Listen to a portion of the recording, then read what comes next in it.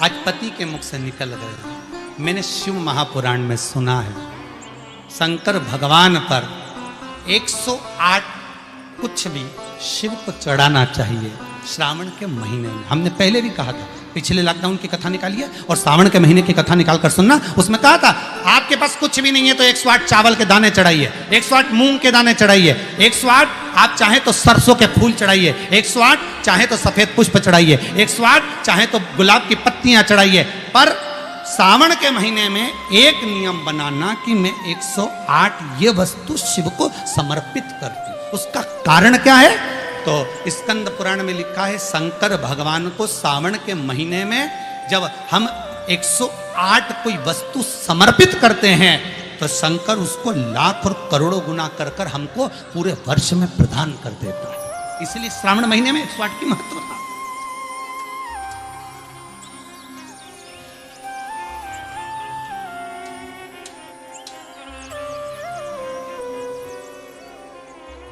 बाबा से विनय निवेदन, उसके चरणों का स्मरण। भोला सब दुख काटो मारा, ओ भोला सब दुख काटो मारा, ओ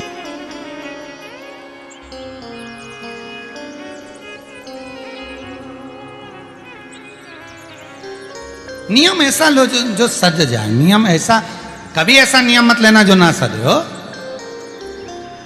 नियम कौन सा लिया जाए? सावन के महीने में आप भी नियम लो, हमें मना नहीं, पर नियम वो लेना जो तुम साथ सको। कई कई माताएं अपने बच्चे को कसम दिला देती, मेरी सौगंध खा तू सुबह 6 बजे उठ जाएगा। अब कसम तो दिला दी ने, 6 बजे एक दिन तो उठ गया ने, बाकी का दिन तो क्या मतलब ऐसा नियम दिलाने से? तो नियम होना चाहिए। तो क्या नियम लिया जाए? तो पत्नी बोली देखो अन्न का भाग मिले घर में ना मिले, एक काम करो तुम तो बेलपत्री का नियम ले लो कि अपन 108 बेलपत्र शंकर को चढ़ाएंगे, बस इतना। हाँ ठीक है। अब बहुत पैसे वाले हो गए ना तो तुम्हारे यहाँ कोई बेलपत्री तोड़ के भी दे जाएगा, थोड़ा धन मिल जाएगा, दे जाएगा। धीरे धीरे धीरे धीरे बेलपत्र का नियम लिया। एक वृक्ष से बेलपत्र लेकर आते और उस बेलपत्र को लाकर शिव जी को चढ़ा देते। निकलते निकलते कम से कम 25 दिन निकल गए, नियम पूरा चलता रहा। 26वां दिन आ गया, नियम पूरा चलता रहा। 27वां दिन आ गया, श्रावण के महीने का 27वां जब दिन आया तब माली ने बेलपत्र तो उतार ली। जो बेलपत्र के वृक्ष का माली था, वृक्ष का जो माली होता है, उसने चिल्ला दिया, हे बेलपत्र अब मत ले जाना, फ्री की मिल रही है तोड़ तोड़ के ले जा रहा हूं, अब मत ले जाना, बिल्कुल भी नहीं, कीमत दीजिए उसकी।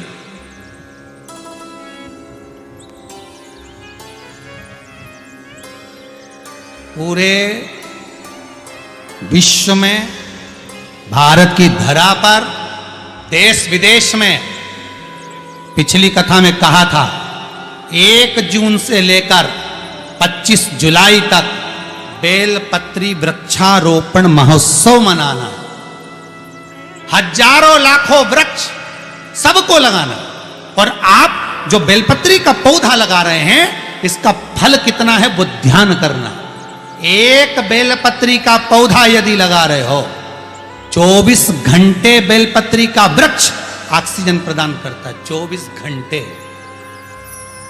हर पल हर घड़ी ऑक्सीजन देता, रात में भी दिन में भी। और बेलपत्री का पत्ता अगर टूटेगा, टूट कर कहीं जाएगा तो कहां जाएगा? शंकर के चरणों में, शिव के ऊपर। और बेलपत्री का फल अगर टूटा, उसमें से कुछ भाग निकला, तो बेलपत्री के फल में वो आनंद है कि बेलपत्री का पीले का गुर्दा किसी के मुख में चले जाता है तो कई रात्रि तक उसके हृदय में, चित्त में शिव समाया रहता है। और अगर वो मर भी गया तो शंकर के धाम चले जाता है। बेलपत्री के फल में वो आनंद छुपा हुआ। महाराज एक नियम बनाया उन्होंने, बेलपत्री का पौधा, बेलपत्री की पत्ती को तोड़ते, शिव जी को ले जाके समर्पित करते। अब 27 दिन हो गए, वो चिल्ला दिया, माली ने कहा इसका पैसा दीजिए, अगर आपको तोड़ना है तो पैसा देना पड़ेगा। अब इसके पास धन होता तो अन्न का भाग नहीं कर लेता, 108 अन्न के दाने नहीं चढ़ा देता, पर है ही नहीं, कुछ होए तो चढ़ाए नहीं। 28वां दिन,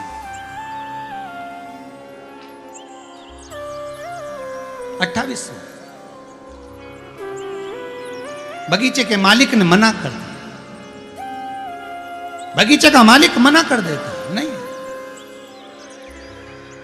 अब 28वां, दोनों बेलपत्री के वृक्ष के सामने से निकल कर जा रहे हैं, और बेलपत्री के वृक्ष के सामने से निकल कर जाते जाते आंख में अश्रु भरे बेलपत्री के वृक्ष को देखकर हाथ जोड़कर कहते हैं, शंभु, शंकर। शंभु का मतलब क्या है? ये शंभु जो है ना, ये संबोधन बदला गया, नहीं तो स्वयंभू था। शिव स्वयंभू, अपन कहते शिव शंभु, संबोधन है स्वयंभू। स्वयंभू का मतलब है अपने आप प्रकट हुआ, पैदा नहीं हुआ, जन्म नहीं लिया और ना मरेगा, वो स्वयंभू है, स्वयं प्रगटा है। हे ईश्वर, कृपा दया करें। 28वां दिन, 28, 29, 30, 3 दिन की बात है बाबा, बेलपत्री नहीं मिल रही। बाबा की कृपा देखिए, जो नियम बनवाता है वही नियम को पूरा करवाता है। नियम को पूरा करने वाला कोई दूसरा नहीं होता। एकादशी का व्रत आपने उठाया, पर वो व्रत करवाएगा कौन? भगवान। सोमवार बनाओ नियम, बना लिया नियम बेलपत्री का, भी 3 दिन बचे, अब क्या करें? जा रहे थे, जाते जाते इतने में स्वयं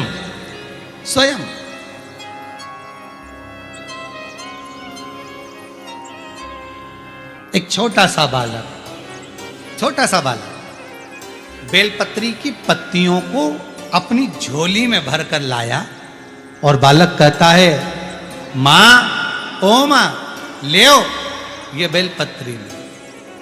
आप रोज मंदिर जाती हो ना, मैंने आपको देखा था मंदिर जाते हुए, आप बेलपत्र चढ़ाती हो ना, मैंने आपको देखा था। मैंने मन में सोचा एक बार मैं भी बेलपत्र चढ़ाऊं, पर मेरी मां मुझे जाने नहीं देती ना, इसलिए मैं बेलपत्र आपको दे देता हूं। आप ये बेलपत्र शिव को समर्पित करो।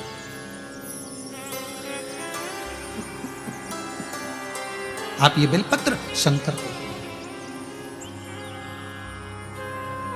आंख में से जल बह रहा।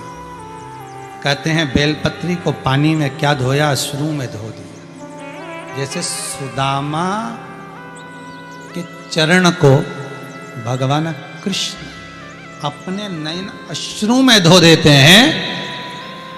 ये दोनों वैश्य, दोनों बनिए पति पत्नी बेलपत्री को अश्रु में धोते धोते शिव जी के धाम में ले जाकर समर्पित कर देते। नियम पूरा। कौन पूरा करा रहा? भगवान। समय आया, दूसरा दिन फिर आ गया, 29वां दिन था, 2 दिन और बचे थे। शंकर जी को लगा क्या करा जाए। भगवान शंकर ने पार्वती से कहा, पार्वती आज तुझे जाना चाहिए, कल गणेश गया था, आज तू जा।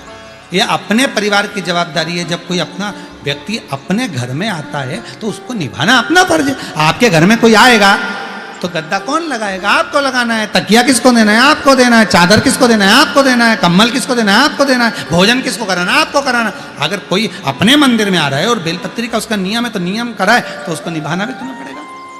भाई 4 मेहमानों में से 3 तो रोटी खा रहे और एक व्यक्ति की एकादशी का व्रत है वो नहीं खा रहा, तो खिचड़ी कौन बनाए?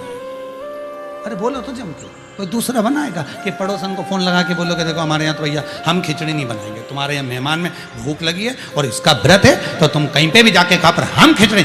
तो फर्ज तो अपना है ना, अपने यहाँ आया है तो खिचड़ी भी अपने को बनाना पड़ेगी। भाई बनाओ खिचड़ी, बहुओं से कहो खिचड़ी बनाओ, एक का व्रत है। उसी तरह भगवान नियम तुमने लिया है, व्रत तुम्हारा कर रहा है तो निभाना उसको पड़ेगा। जाओ पार्वती। पार्वती बोली मैं कहाँ जाऊं? बेलपत्री दो, जाओ बेलपत्री दो। हाँ, पार्वती जी बोली बेलपत्री मैं और वृक्ष से उतारूंगी तो मुझे वो आनंद की अनुभूति नहीं हो। और ध्यान दीजिए इस कथा पर, हो सकता है आज कथा का प्रथम दिन और बाबा ने ये कथा आप सबके लिए निकाली है, तो उसको धारण करिएगा कि बेलपत्री की अगर मैं वृक्ष से उतारती हूं तो दुख मुझे होगा, ये पार्वती जी कहती है। शिव महापुराण की विद्धेश्वर संहिता उमा खंड भी कहता है, आप एक बेलपत्री का वृक्ष लगाओ और लगाने के बाद उसको पूर्ण तरह से पोषित करो, खाद डालो, पानी डालो, उसको पूर्ण तरह से बड़ा करो, तो तुम किसी पेड़ की बेलपत्री तोड़कर शंकर को चढ़ाओगे तो शंकर स्वीकार करेगा। मालूम पड़े पेड़ एक नहीं लगाया और सारे गांव की बेलपत्री तोड़ तोड़ के शंकर को चढ़ाया, और कि मेरे बराबर कोई धर्मात्मा नहीं, तो शंकर बोले तेरे बराबर कोई ढोंगी भी नहीं। शिव भी कहेगा तुम्हारे बराबर कौन है ढोंगी, कौन प्रपंची। एक बेलपत्री का पौधा नहीं लगाया, एक बेलपत्री का पेड़ नहीं लगाया, और सावन के महीने में सारे गांव की बेलपत्री तोड़ तोड़ के शंकर जी को चढ़ाया, और एक बेलपत्री को कभी पोषित नहीं करा, और उल्टा गया और मालूम पड़े बेलपत्री की इतनी बड़ी बड़ी डालियां सब तोड़ तोड़ के ले आया, सारी तोड़ ले आया, और उसमें से पत्ती पत्ती निकाल के डालियों को बाहर पटक दिया। अरे दोष है, एक वृक्ष नहीं लगाया और सारी पत्तियां तोड़ तोड़ के हर महीने सावन का पूरा महीना चढ़ा चढ़ा के शंकर को प्रसन्न कर रहे। और एक दो तो कह कि हमने तो पैसे से खरीद ली, हमने 50 रुपए दिया ना मालिक, हमने कहा 108 गिन के लाना, वो तो 108 गिन के लाया, ने 50 रुपए लिए, तो जिसने लिया वो भी दोषी। माली ने कौन सा पेड़ लगाया कहीं जाके बेलपत्री का, ये फूल का लगाएंगे तो बिकेगा, या पत्ती कौन सी बिके, शंकर जी के तो फ्री का आइटम चढ़े, बाकी के सब देवता उनके अच्छा जोरदार गिफ्ट का आइटम, इनके तो फ्री का आइटम। बेलपत्री देखो तो फ्री में मिल जाए, पानी देखो तो फ्री में मिल जाए, धतूरा देखो तो फ्री में मिल जाए, उन्हें कौन ले जाए, वो कांटा के धतूरा के घर में ले जाके रखे, सब फ्री में। आंकड़े का फूल देखो तो फ्री में, समी का पत्ता देखो तो फ्री में, मैं कौन कांटे का पेड़ घर में ले जाए, तो सब फ्री का आइटम। और उनके साथ जो रहे वो भी फ्री, कहीं पे भी मिल जाए, बारिश चले तो वो तो फ्री। बस इनके जिसने देख लिया वो फ्री नहीं रह पाता। एक बार ग्राउंड में अगर देख लिया नहीं बब्बा फ्री, तो फिर तुम फ्री नहीं घूम सकते, उधर मत जाना, क्यों, शंकर जी का फ्री। बाबा वही, अगर वो दिख गया तो तुम फ्री नहीं होगा। बड़ा शिव बड़ा अलमस्त है, शंकर बड़ा आनंदित है, बड़ा मस्त है शिव। ओ घड़ी है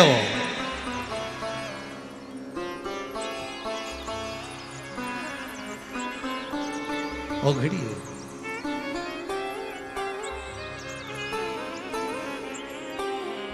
अब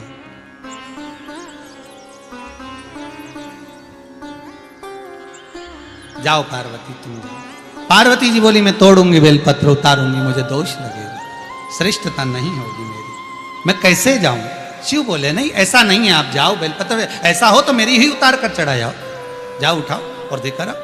पार्वती जी ने जो कल बेलपत्र चढ़ाई थी वही पार्वती उठा के लिए धोखे वापिस रख दी।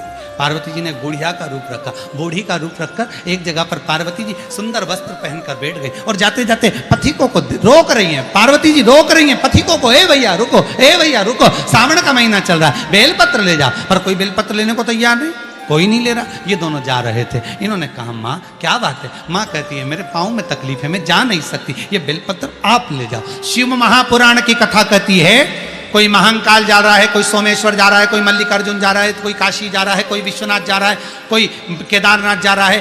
कोई व्यक्ति अगर 12 ज्योतिर्लिंग में जा रहा है, आप खुद नहीं जा सकते, कुछ भेज नहीं सकते, तो एक बेलपत्र को ओम नमः शिवाय लिखकर एक कॉपी में और रजिस्टर में उसको रखकर सीधी की सीधी उस कॉपी को ओम नमः शिवाय लिखकर शंकर के पास भेज दो। कह देना ये बेलपत्र निकालकर शिव को चढ़ा देना। हमारे के पास में पार्वती जी ने दिया, ये लेकर चली। पार्वती जी ने जो दिया था वो शंकर जी को समर्पित करा। नियम इन्होंने लिया था, पूरा शिव जी ने। 30वां दिन बेलपत्री नहीं मिली। सावन आने दो, बेलपत्री के वृक्षों में पत्तियां मिलना बंद हो जाती, बहुत सारे लोग धर्मात्मा इकट्ठे हो जाते। निवेदन है उतनी ही तोड़ना वृक्ष से जितनी आपने लगाई हो, जितनी आपने लगाई। अरे सीधा सीधा बात है भाई, फल उतना ही मिलता है। वो कहे ना, अब 30वां दिन शिव जी का नाम लेकर घर से निकल गए, वृक्ष पर से पत्ती आने नहीं है। पार्वती जी ने शंकर जी से कहा, गणेश जी चले गए, मैं भी चली गई, कार्तिक रुष्ट होके श्री सेलम में बैठे हैं, अब तुम ही बचे हो। बहुत अच्छा परिवार है शंकर पार्वती का, इनके जैसा परिवार दुनिया में किसी का नहीं होगा। गले में सांप, बैठे नंदी पे, बाजू में कार्तिकेय के मोर, पार्वती बैठी शेर पे, गणेश जी चूहे पे, सब एक दूसरे के दुश्मन। उसके बाद भी कितनी शांति से आराम से रह रहे कि तुम तो जब फ्री हो जाओ घर से, लोटा भर के पानी लिया, चढ़ा के चले जाओ। शंकर जी अलमस्त बैठे, पार्वती जी हाथ जोड़ के बैठी कि इन्हीं पे चढ़ाना, हमारे कपड़े गीले करके मत जाओ। कितना मस्त परिवार, उनके जैसा कोई परिवार अलमस्त है।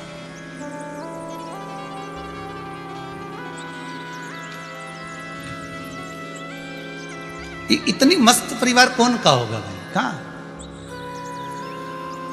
लक्ष्मी स्वयं पार्वती जी शंकर जी से बोली, देखो प्रभु, गणेश जी हो आए बेलपत्री दिया, पार्वती हो आई बेलपत्री दिया, कार्तिक रुष्ट होकर सेलम पर बैठे, बारी तुम्हारी है। शंकर भगवान बोले, अब हमारी बारी है तो हम ही जाएंगे, तुम चिंता मत करो। और अंत में जब पूर्ण तरह से परास्त हो गए, हार गए, वो वैश्य, वो बनिया और बनिए की पत्नी, वो सेठ और सेठानी जिसके पास कुछ भी नहीं है, वो अंत में जब हार गए, तब शंकर उस समय पर जैसे ही पहुंचे, एक बंदर का रूप लेकर, एक हनुमान का स्वरूप बनाकर, एक बानर का स्वरूप बनाकर, क्योंकि शिव हनुमान है और हनुमान ही शिव है।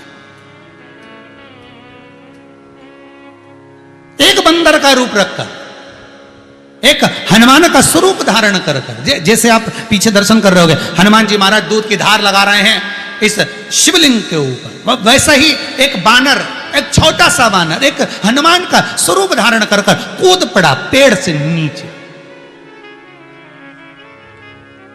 कूद पड़ा एक वृक्ष से नीचे।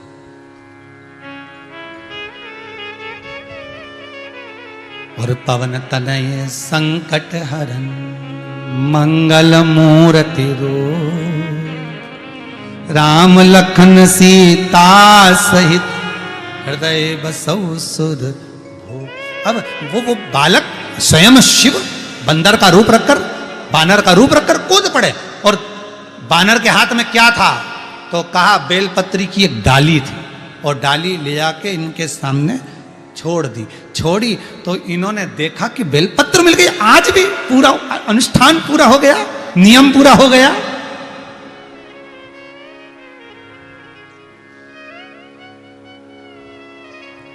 अनुष्ठान पूरा, नियम पूरा।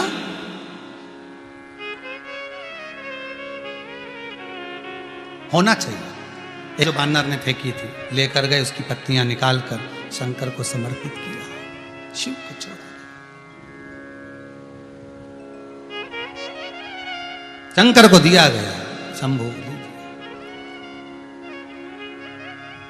आंख से अश्रु बह रहे थे।